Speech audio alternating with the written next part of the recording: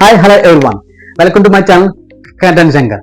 Last వీడియోలో గుడికి ఎందుకు వెళ్ళాలి, ఎనర్జీ వస్తుందని చెప్పాను. మరి ఎలా వస్తుందని చెప్పలేదు కదా ఎనర్జీ అనేది. సో ఈ వీడియోలో తెలుసుకున్నాం. అలాగే ప్రదర్శనలు అంటే ఏంటి, ఎన్ని రకాలని కూడా చెప్తాను. అలాగే ఈ వీడియో చేయడానికి కొన్ని ఎఫర్ట్స్ పెట్టాను. దాని ఫలితంగా మీ దగ్గర నుంచి ఒక లైక్, షేర్ అండ్ సబ్స్క్రైబ్ కోరుకుంటున్నాను. సో వీడియోకి వెళ్తాను.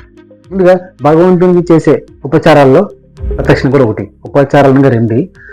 ఇక ప్రదక్షిణ అంటే చుట్టూ తిరగడం అని అర్థం. అలాగే ప్రదక్షిణలో రెండు విధానాలు ఉంటాయి. ఒకటి బ్రహ్మకీర్తన నియమం, రెండు అయస్కాంత నియమం. బ్రహ్మకీర్తన నియమం అంటే తుమ్మగా ఒక కీరకం చూసుకుని గిర్రున శబ్దం చేస్తూ దాని చుట్టూ తిరుగుతూ ఉంటే ఆటోమేటిక్గా ఆ కీటకం బ్రహ్మమైపోతుంది, అంటే ఇల్యూజన్ అయిపోతుంది. దాన్ని బ్రహ్మకీర్తన నియమం అంటారు. అలాగే ఒక ఇటుక ముక్క తీసుకుని దాని మీద అయస్కాంతో క్రమ పద్ధతిలో ఒక మెథడ్లో యూజ్ చేసుకుని దాని రుద్దు అనుకోండి, అది ఆటోమేటిక్గా దానికి కొంత అయస్కాంత శక్తి వస్తుంది. ఇది ప్రదర్శనలకు వర్తిస్తుంది.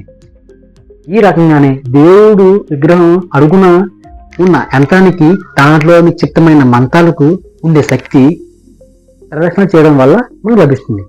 ఆ శక్తి వల్లనే మనకి ఆరోగ్యం, ఆనందం లభిస్తుంది.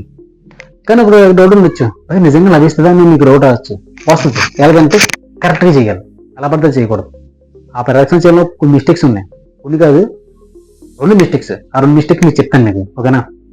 అలాగే ప్రదక్షిణ అనేవి 1 నుంచి 3, 7, 9, 11, 108 వరకు చేయొచ్చు. మరి ప్రదక్షిణ రకాలు చెప్పాం కదా, అవేంటంటే ఒకటి ఆత్మ ప్రదక్షిణ, ప్రకార ప్రదక్షిణ, గిరి ప్రదక్షిణ. మళ్ళీ ప్రాకార ప్రదక్షిణలో పాద ప్రదక్షిణ ఒకటి. ముందు ఆత్మ ప్రదక్షిణ చూద్దాం. ఆత్మ ప్రదక్షిణ అంటే మన ఆత్మలో పరమాత్మ నమ్మి మన చుట్టూ మనం తిరుగుతూ చేసేది ఆత్మ ప్రదక్షిణ.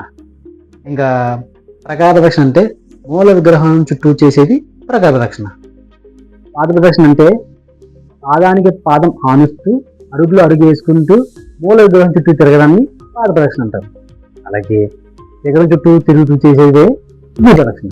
గిరి ప్రదక్షిణ చేయడం వల్ల 1 సార్లు అంగ ప్రదక్షిణ చేసిన ఫలితం లభిస్తుంది. అయ్యా ఎంతే బాగుంది భయ్యా, బాగానే చెప్పు. అసలు ఏంటి భక్తి అని ఏదో చెప్తాను, భక్తి అంటే ఏంటి మాకు తెలియదు, అది కూడా డౌట్ ఉంది అని అంటారా? అది నెక్స్ట్ చెప్తాను. అలాగే ప్రదక్షిణ చేసేటప్పుడు చేసే మిస్టేక్స్ ఉన్నాయి, అవి కూడా నెక్స్ట్ చెప్తాను. Okay, thank you for watching. Bye bye.